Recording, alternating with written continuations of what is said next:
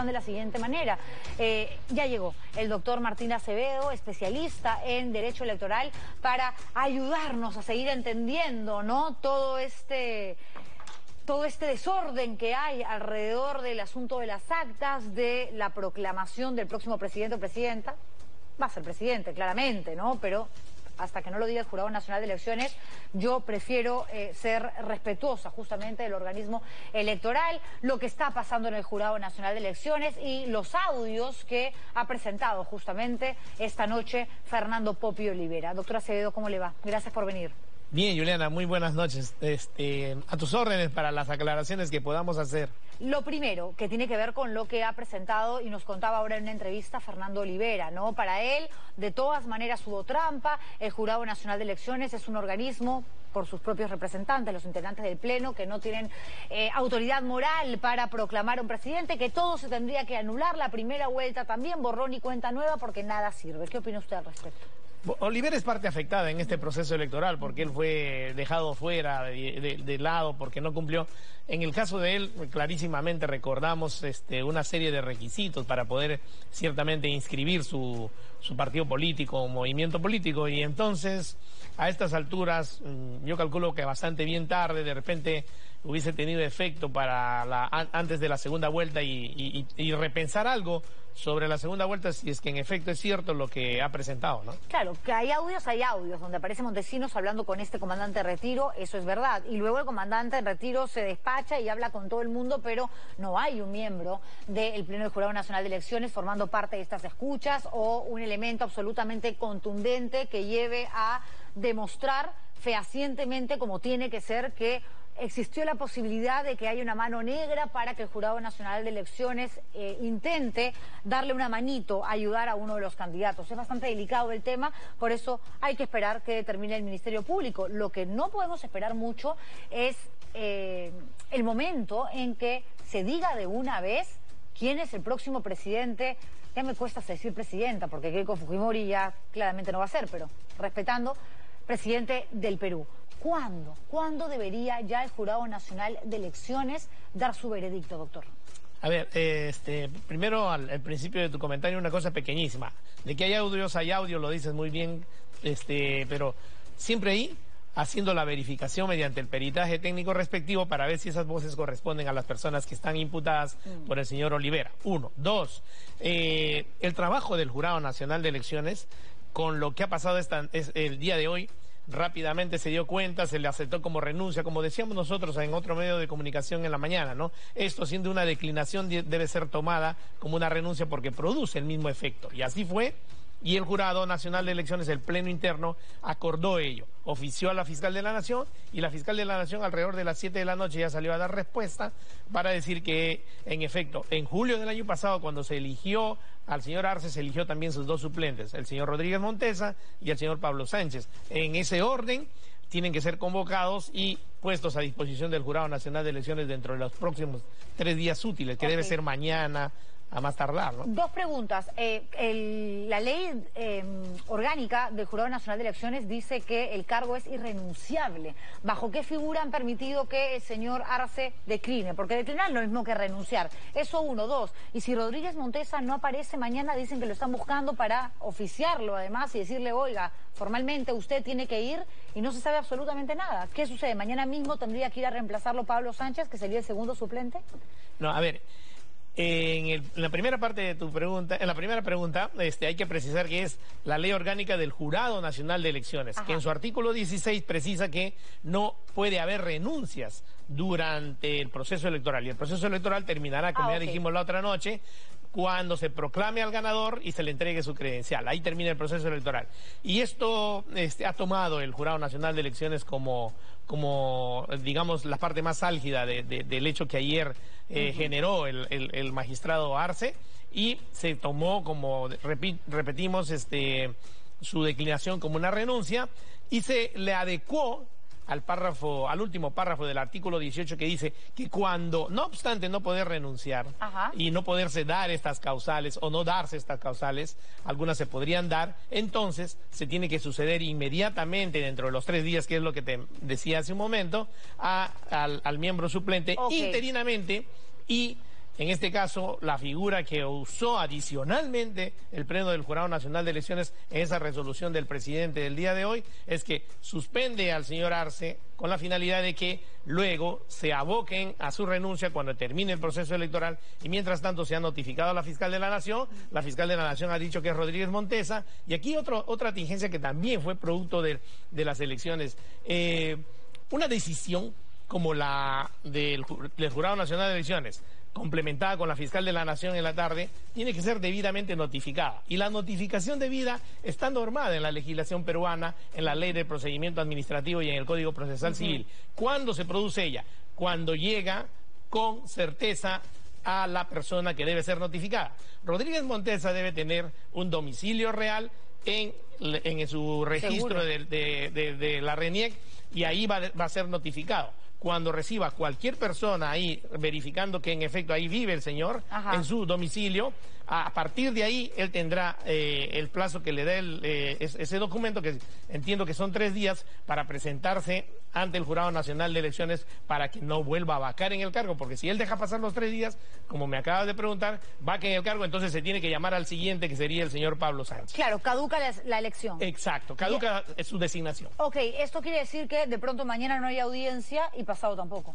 Claro, porque tiene que dar señales de vida. El señor Rodríguez Montesa, como muy bien lo has dicho tú también, a partir de que es notificado en su domicilio, él dice, aquí estoy mañana, porque mañana está programado, tengo entendido, una audiencia a partir en la tarde, creo. Sí, claro, para revisar, me imagino que las 4 actas que faltaban y que iban a ser vistas el día de hoy. Sí, para continuar con las 50 y tantos, pues, que es la que se cuenta, que, dicho sea de paso, y en números claros, como también lo has comentado muy bien, eso no alcanza para revertir los resultados, ¿no?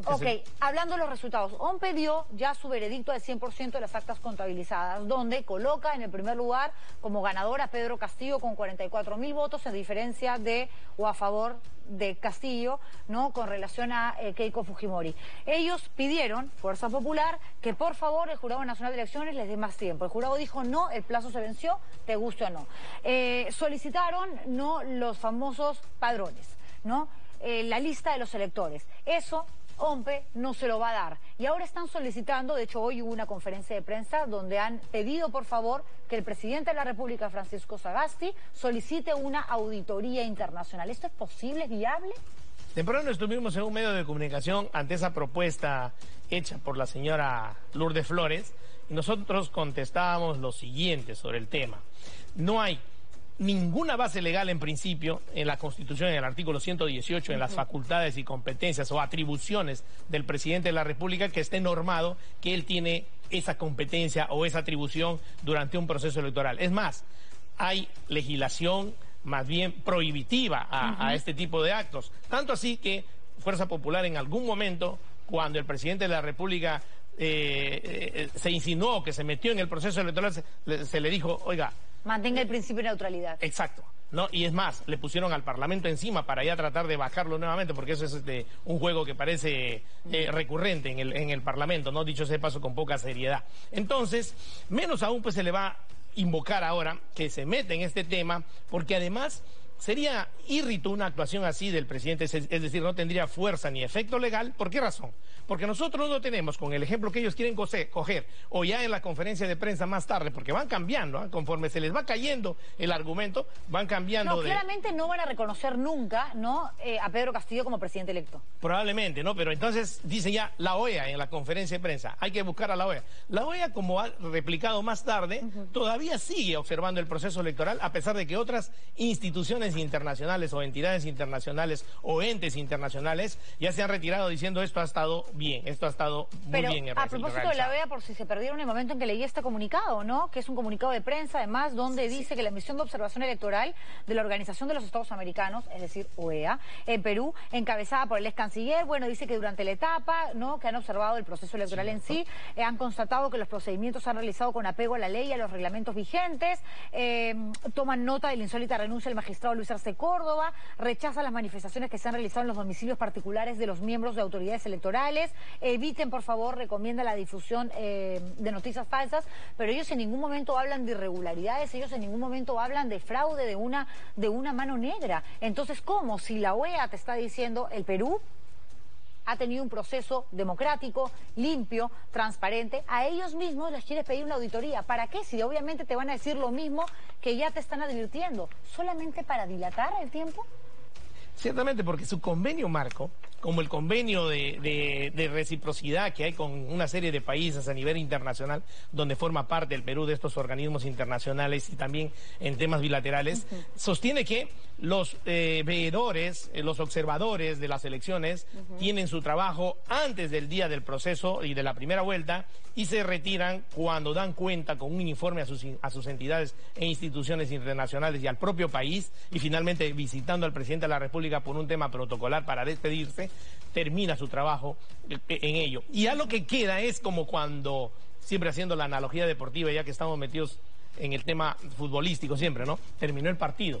Entonces, algunos quieren reclamos, se van a la mesa y reclaman en mesa para tratar de ver si gana. Eso ya no le interesa ni le compete a los organismos internacionales, porque ellos ya han visto que la voluntad popular que se manifieste ese día no haya sido distorsionada, coaccionada, equivocada y finalmente compulsada a que sea distinta a la voluntad que en efecto cada uno de nosotros ha manifestado ese día, que dicho sea de paso, en mi caso, en la mañana le escuchaba a otra colega tuya decir, a mí no me ha pasado eso, he estado de presidente de mesa, he votado y después armé mi mesa y terminé mi proceso de votación. Qué importante, porque además en las mesas hay personeros que son representantes, observadores, veedores, como quieran llamarlos, de ambos equipos. Ayer entrevistaba a Ronald Gamarra, quien, claro, pedirle que sea objetivo como usted, neutral a la hora de opinar, es imposible, no porque no sea un gran abogado, que de hecho lo es, sino porque él es parte del grupo legal que está con Perú Libre. Pero él me decía, Juliana, y tenía razón, o sea, es imposible no, digamos, reconocer que lo que está diciendo tiene validez y tiene lógica y coherencia. Dice,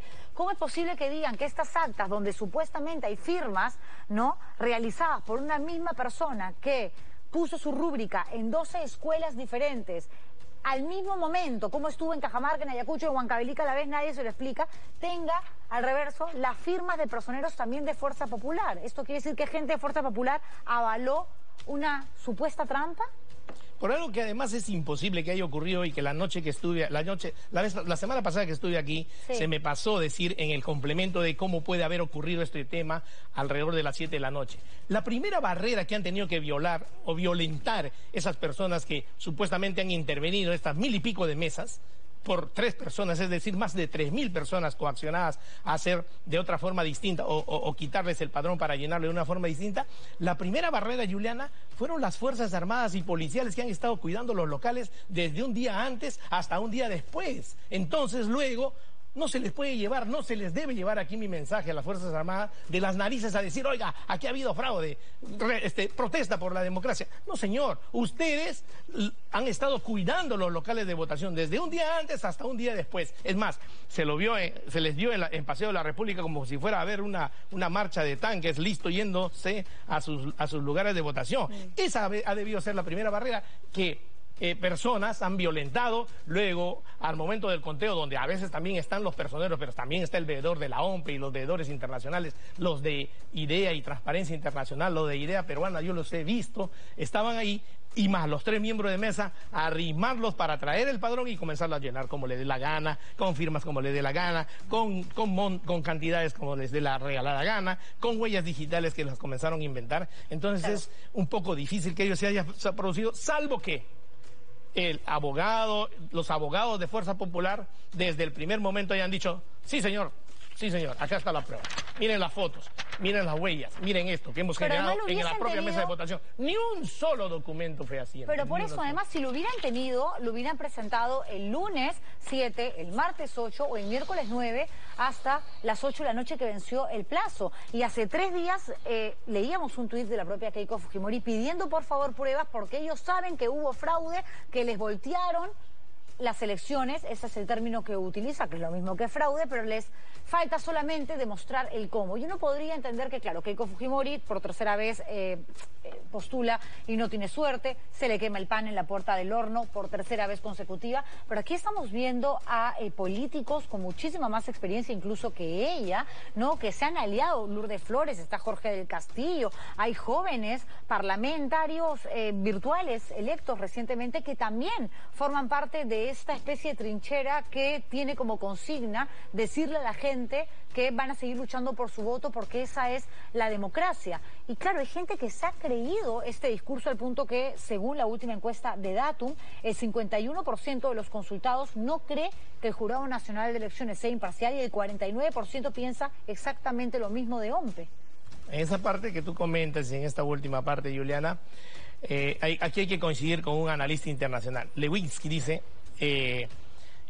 es terrible lo que se ve en el Perú, ¿no? Los resultados están ahí, sin embargo, los grupos de poder, los grupos de presión, sobre todo el sector privado, hasta ahora no ha dicho, esta boca es mía, y está callado y está permitiendo este tipo de presión. Por ejemplo, clase política y clase dirigente que no se quiere jubilar, que hace conferencia de prensa el día de hoy para decir eso, y al 15º día comenzar a pedir pruebas, al 15º día que terminó el proceso electoral, cuando la ley dice, y a través de sus personeros, personera general y personeros en cada una de las mesas de votación, han debido de estar bien instruidos para conseguir esas pruebas en la mesa de votación y poderlas luego hacer valer ante el Jurado Electoral Especial y en segunda instancia ante el Pleno del Jurado Nacional de Elecciones, cosa que no ha ocurrido. Doctor Acevedo, entonces, ¿cómo explicarle a la gente que las pruebas no están y tampoco van a venir? ¿Cómo explicarle a la gente que es momento de, sí, reconocer que de pronto tu candidata, lo que más te gustaba a ti para el país, no ganó, pero que hay que respetar que estés de acuerdo o no, te parezca la mejor opción o no? En una democracia justamente lo que hay que aceptar es lo siguiente: mayoría gana. Y tu voto de Miraflores, tu voto de San Isidro, tu voto de Chorrillos, de Breña, de San Juan de Miraflores, es igualmente válido al de Huancavelica, al del elector de Ayacucho, al del elector de Loreto, al de la mayoría de peruanos que viven en el interior del país, que creyeron que la mejor opción era Pedro Castillo. Pero pareciera que la consigna es, como no me gusta, no lo acepto. ¿Cómo explicarle a la gente? Bien sencillo. Con medios de comunicación y programas como el tuyo, donde nos permiten decir la verdad objetiva, la verdad neutral y transmitirle un mensaje a la población diciéndole, tranquilo, ya votaste, el proceso electoral ya terminó, que te lleven a marchar no va a cambiar la realidad de los votos, no las va a cambiar. Si no tienen pruebas, menos aún. Entonces hay que dejar al sistema electoral, a la cabeza del Jurado Nacional de Elecciones, que termine de hacer su trabajo con tranquilidad. No le estemos generando cada día una nueva leguleyada o tinterillada con la finalidad de ver si esa resulta, y conforme se va cayendo se inventan otra, ¿no? Ahora es 24 horas, ayer era qué sé yo, una petición y hoy día es ya pedir una auditoría internacional que en ninguna legislación está establecida. Por eso, escuchar las voces efectivamente, pero cuestionar también aquellas que hablan de imposibles. Lo hacíamos de hecho al inicio del programa con Fernando Olivera. Como periodistas no podemos decirle no le vamos a dar tribuna, ¿no? Porque además está en todo su derecho y tiene un material que es además real y que principalmente para nosotros como programa lo más importante de todo lo que ha dicho Fernando Olivera es lo siguiente: ¿qué hace Vladimiro Montesinos con un teléfono en la base naval? O sea, eso es ahorita lo único que realmente se convierte en un escándalo. Lo otro, digamos, son dichos, situaciones que se reflejan en audios que tenemos que escuchar, obviamente, al milímetro, para entender hasta qué punto, políticamente hablando, legalmente hablando, esto es tan preocupante como lo manifiesta Fernando Olivera. Pero lo cierto es que no puedes dejar que alguien se despache y decirle, sí, efectivamente, tiene que haber, ¿no?, una primera vuelta otra vez y una segunda vuelta si es necesario, que las elecciones se vayan todas al tacho porque el Jurado Nacional de Elecciones no vale para nada. De ninguna manera. Jenny Vilcatoma acaba de decir que OMPE y el JNE forman parte de una organización criminal, los ha denunciado. No hay tal cosa. Lo que en todo caso sí existe en nuestra legislación es que si en efecto se quiere anular y se pretende anular las elecciones, hay que llegar a probar que más de las 2/3 partes de la votación, de ese 73% que acudió a votar, de los 25 millones de electores, en efecto han estado siendo compulgidos a votar de una manera distinta a lo que como voluntariamente quisieron hacer. Esa es la única causal que está permitida en la legislación para poder hablar de nulidad de unas elecciones. Después, todas las otras deben caer en saco roto. No hay acciones de amparo, no hay amparo electoral, no hay habeas data porque no se puede abrir una etapa probatoria, no hay tampoco la posibilidad de llamar a una nueva segunda vuelta, claro, como invoca el doctor Villestein, y finalmente lo que hay que esperar es yo calculo que si entre mañana y pasado, dentro de 3 días a más tardar, se incorpora este nuevo miembro del Jurado Nacional de Elecciones, el jurado debe tomar unas 2 semanas en terminar su trabajo y va a estar dentro del margen que fue el 2016 y el 2011, adicionado a ello, que en esta oportunidad hemos hablado de, en principio, su primer número que lanzaron fue 802 mesas de votación, ¿no? De las cuales han pasado creo que 256 dentro del horario. Ojalá que no gane el tiempo y que pueda ser antes del 5 de julio, ¿no? Porque además instituciones, organismos, ¿no? Sindicatos de izquierda han dicho que el 6 hay un paro a nivel nacional si esto no sucede, que a mí me parece pésimo que estén poniendo plazos. Entiendo de la premura, de la necesidad, todos tenemos que saber ya, digamos, cuál es el nuevo escenario que se presenta para en función de eso dedicarnos y concentrarnos a poner todos nuestros sentidos en el próximo gobierno para que no hagan trampa, para que se porten bien y para que cumplan con sus promesas.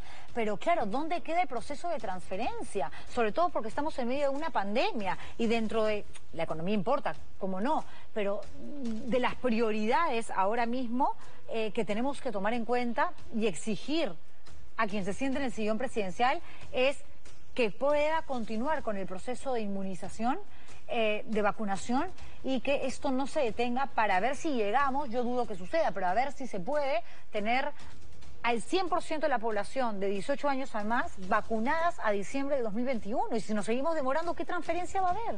Ciertamente, porque se necesita por lo menos un par de semanas para los 18 sectores que existen en el Estado peruano ante un gobierno nuevo que se presenta y que haya ganado las elecciones con la finalidad de que, sobre todo esos 4 temas, la administración de las vacunas, la gestión pública de la pandemia, porque que tendrá para unos 2 años, y finalmente la reactivación económica y el tratar de encaminarnos hacia un Estado moderno, eso tiene que ser prioritario después de que se reciba y se hace el corte en los 18 sectores con las personas y la gente del nuevo gobierno y el nuevo mandatario o mandataria. Gracias, doctor Acevedo, por venir. Siempre es un placer. Martín de Acevedo, especialista en Derecho Electoral, conversando con nosotros y ayudándonos a aterrizar en asuntos que son complejos, pero que a todo el mundo le interesa. Y sobre todo porque hay que hablar con la verdad. Si esta verdad le viene bien a uno más que al otro, bueno, señores, es lo que hay. Es parte de la democracia y, por favor, no se dejen llevar por noticias falsas.